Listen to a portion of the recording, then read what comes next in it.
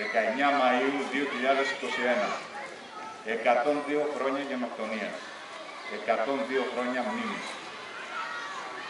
Τιμούμε σήμερα με την παρουσία μας στο μνημείο του Κοντιακού Λιμνισμού για να αποδώσουμε φόρο τιμής στις 353 αδικοχαμένες ψυχές.